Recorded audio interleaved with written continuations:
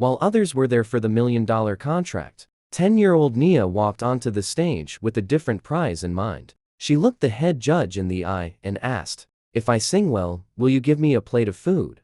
The neon lights of the Star Maker auditions flickered against the damp pavement. It was the kind of night where the air felt heavy and thick. The atmosphere was saturated with the smell of expensive perfume from the wealthy contestants and the sharp exhaust of the luxury cars, dropping them off at the velvet ropes. Among the massive crowd of polished teenagers with perfectly styled hair and expensive designer sneakers, Nia was a shadow in a world of bright colors. She was a quiet reminder of everything the city chose to ignore. At just 10 years old, her reality was not shaped by school bells or playdates, but by the cold concrete corners of 4th Street. Her hair was tucked under a faded beanie that had seen better winters, and her oversized jacket, found in a donation bin, swallowed her small frame. She didn't have a backing track on a gold-plated USB drive. She didn't have a vocal coach whispering in her ear. She didn't even have a bottle of water to soothe her dry throat. As she moved through the line, the whispers followed her like a cold draft.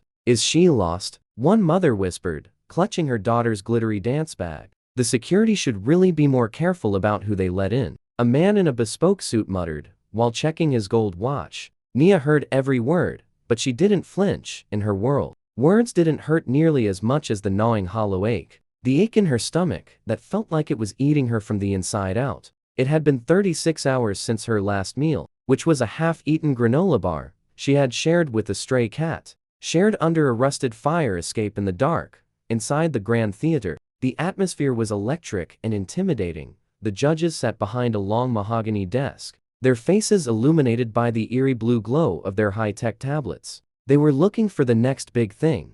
They wanted marketability, and they wanted sparkle. They wanted someone who could sell 1,000,000 records without a single blemish on their record. When the heavy velvet curtains finally parted for Nia, the silence that greeted her wasn't one of respect. It was the heavy silence of confusion and discomfort. The head judge was a man named Marcus, known throughout the country for his bluntness and his multi-million-dollar talent agency. He peered over his glasses with the look of pure skepticism. He looked at Nia's scuffed boots and the dirt under her fingernails that no amount of scrubbing could remove. He noticed the way she held herself, not with the practiced posture of a performer, looking for a round of applause, but with the weary resilience of a survivor, looking for a way through the night. "Name?" Marcus asked, his deep voice echoing through the hollow auditorium. "Nia," she whispered. "Speak up, kid. This is a stage, not a library. We have 500 more people to see tonight." Nia cleared her throat, her voice trembling but surprisingly clear. "My name is Nia, and I don't want the trophy." Marcus paused, with the pen hovering over his notepad, a look of genuine confusion crossing his face. "You don't want the trophy? Then why are you wasting our time?" "Nia, there are 500 people outside who would give their right arm for that statue and the contract that comes with it." Nia took a step closer to the edge of the stage. The bright spotlights blinded her, making the judges look like silhouettes, like dark silhouettes of powerful gods. "I don't need gold," she said, her voice gaining a haunting quality. "I'm just very hungry. If I sing well, and if I do a good job, will you give me a plate of food? Just one hot meal with something green on the side." The auditorium went dead silent, as if the oxygen had been sucked out. A few people in the wings snickered, thinking it was a gimmick or a clever sob story designed for views. But Marcus saw her hands. They weren't shaking from stage fright or the pressure of the cameras. They were shaking from low blood sugar, the physical weakness of a body that was shutting down. The judges exchanged long and uncomfortable looks. The woman to the right of Marcus, named Sarah, a former pop star who felt a lump form in her throat. She looked at the no food or drink sign on the judge's table, sitting right next to a catered platter of artisanal sandwiches and fresh fruit that hadn't been touched all afternoon. "Nia," Sarah said softly, her voice cracking just a little. "This is a talent competition. We don't usually have a protocol for paying contestants in meals." "I don't need a protocol," Nia replied, with the wisdom that no 10-year-old should possess. "I just need to know if the song is worth a meal. My mama used to say that a beautiful song can feed the soul. But right now I think my soul is full of music, and it is my belly that is empty and crying out." Marcus leaned back, crossing his expensive arms over his chest. He was a man who dealt in numbers and legal contracts, He had seen 1,000 kids come through these doors. Most were there because their parents wanted them to be famous. And none had ever asked for a sandwich instead of a spotlight. "And what if you are not good, Nia?" Marcus asked, his voice deceptively sharp as he leaned into his role. "What if you go out there and you are flat? What if you forget the words because you are tired? Do you still expect us to feed you for a bad performance?" The audience held their breath in the wings. It was a cruel question, but Marcus was testing the steel in her spirit. Nia looked down at her scuffed boots, and then back at the man who held her fate in his hands. "If I am not good," she said quietly, "then I haven't earned it. In my neighborhood, you don't get anything for free. And you don't get mercy just for showing up. You work or you go without, and I am here to work for my supper." The tension in the room was thick enough to touch. The cameramen adjusted their focus and zoomed in on her face. They sensed something shifting in the air. This wasn't just another audition or another viral clip. It was a confrontation between two worlds. Two worlds that rarely looked each other in the eye. Marcus nodded slowly and said, "Fine, kid. You have a deal, one song, and only one. If it is worth it, I will buy you the biggest steak in the city, with all the sides you can eat. If not, the exit is the same way you came in." Sarah looked at Marcus with a flash of genuine anger. "Marcus, she is a child, for heaven's sake, she is a professional." Marcus retorted, with a strange look in his eye. "She set the terms, and she understands the stakes, so let her sing." Nia didn't have a backing track. She didn't ask for a piano player to help her. She simply closed her eyes and took a deep, shaky breath. A breath that seemed to pull in all the cold air of the room. For a moment, there was nothing but the hum of the air conditioning and the distant honk of a taxi outside on the busy street. Then a sound emerged from the small girl, a sound that seemed to vibrate the floorboards and the hearts of everyone. She didn't sing a pop song about summer love, or a top 40 hit playing on every radio station. She sang an old spiritual passed down through generations. A song for those who had nothing but their voices to keep them warm. She sang sometimes, "I feel like a motherless child." The first note was raw and jagged and honest. It wasn't the polished, auto-tune sound the judges were used to. It was a sound that carried the weight of cold nights. Nights spent sleeping on flattened cardboard boxes. It carried the memory of a mother who worked 3 jobs before her body finally gave out and she left Nia alone. It carried the rhythmic pulse of the city streets and the cry of the forgotten. As she reached the chorus, her voice opened up like a flower, blooming in the middle of a wasteland. The raspiness vanished and was replaced by a crystalline power, a power that filled every corner of the theater. In the wings, the other contestants stopped talking. The girl with the glittery dance bag started to cry. The man with the gold watch looked down at his shoes, suddenly feeling the immense weight of his own privilege.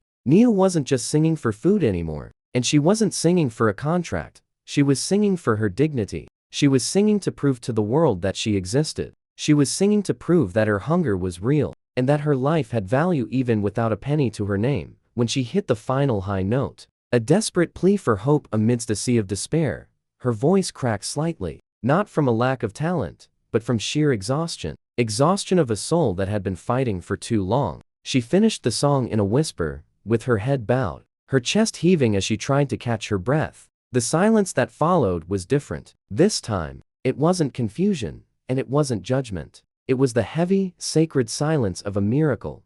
Marcus didn't speak for a very long time. He stared at his notepad, where he had written nothing for the first time in his career. Finally, he stood up, and the sound of his chair was like a gunshot. He walked around the desk and stepped onto the stage. He approached Nia directly. The audience gasped. Because Marcus was known for being untouchable, he stopped just 2 feet in front of her. She looked up at him with eyes wide with fear and hope. "Nia," he said, and his voice was uncharacteristically thick. "You asked me if your song was worth a plate of food?" Nia nodded slowly, her eyes never leaving his. "I lied to you," Marcus said. The room went cold as everyone wondered if he would turn her away. "Your song isn't worth a plate of food," Marcus continued, "because there isn't enough food in the city to pay for what you gave us. You gave us your truth, and you gave us your heart, and you can't put a price on that kind of courage." He turned to the production crew and told them to turn the cameras off. The red lights on the cameras blinked out.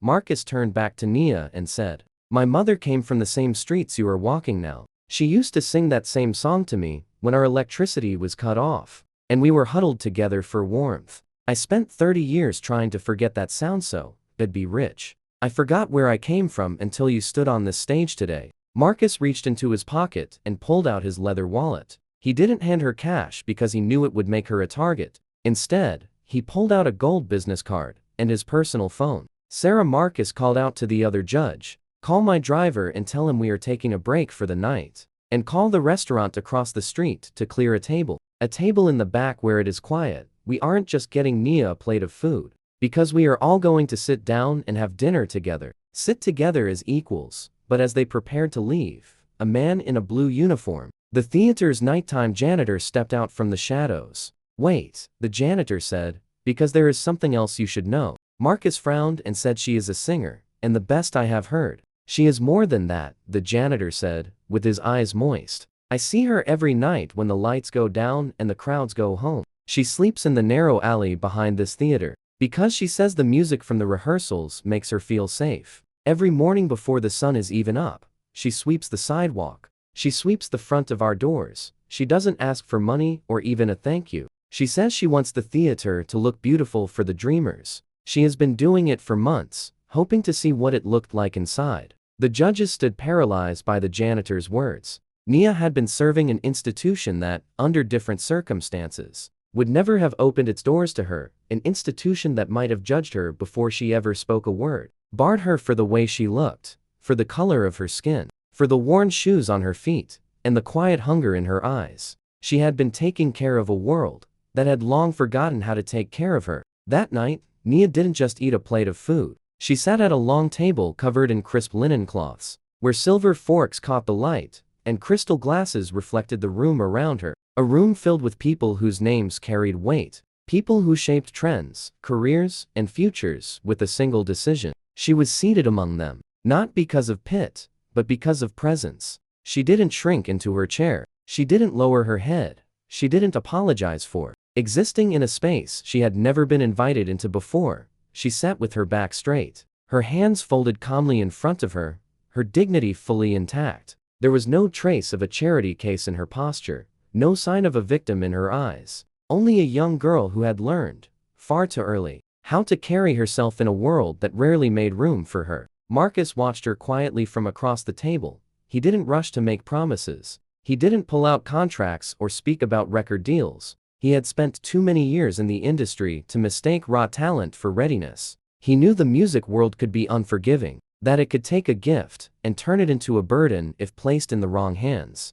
at the wrong time. So that night, Marcus chose patience over profit. He didn't sign her to a deal. Instead, he did something far more important for her future. He made sure her tomorrow would be different from her yesterday. He set up a trust for her education. Not just music lessons, but schooling, stability, guidance. He made sure she would never again have to measure her worth against an empty stomach, that she would never have to trade her voice for survival. He found her a safe and loving place to live, a foster family who saw more than her talent, people who valued her voice, not only when it sang, but when it spoke, the voice she used to tell the truth, to ask questions, to say when something hurt, to say when something mattered. For the first time in a long time, Nia wasn't being passed from moment to moment. She was being prepared for a future. And her story reminds us of a fundamental truth. A truth we often forget in our fast-paced digital world. Talent is universal, but opportunity is not. The gap between the two is where so many dreams quietly disappear, where so many voices fade before they are ever heard. How many Nias walk past us every single day? How many beautiful voices are silenced? Not because they lack ability, but because hunger speaks louder than hope. Because survival leaves no room for dreaming. Because the coldness of a passing glance can feel heavier than words. We live in a world where we judge a book by its cover and a human being by their bank balance. Where we decide who is worth listening to before they ever open their mouth. Where comfort convinces us that struggle must be someone else's fault. But Nia showed us something different. She showed us that greatness doesn't always arrive wrapped in gold and glitter. It doesn't always come with polished shoes and rehearsed confidence. Sometimes it arrives quietly, in a faded beanie, in a hand-me-down jacket, carrying more courage than resources. Respect is not something we give because of what people have. It's something we give because of who they are. Nia didn't ask for a handout. She never begged. She asked for an exchange. She offered the only thing she had, her voice, her soul, and she offered it not for fame,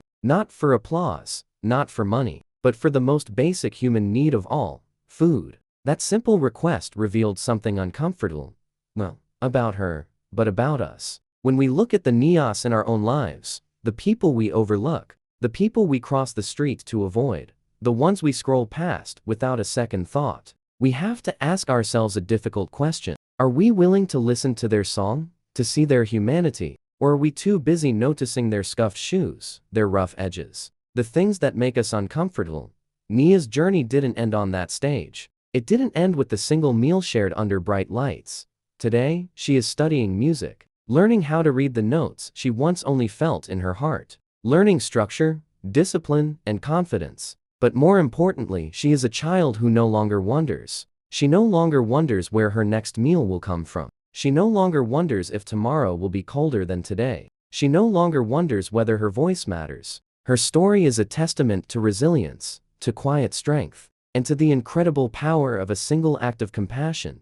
One moment of listening, one choice to see a human being instead of a problem. If this story touched your heart, leave a heart emoji in the comments.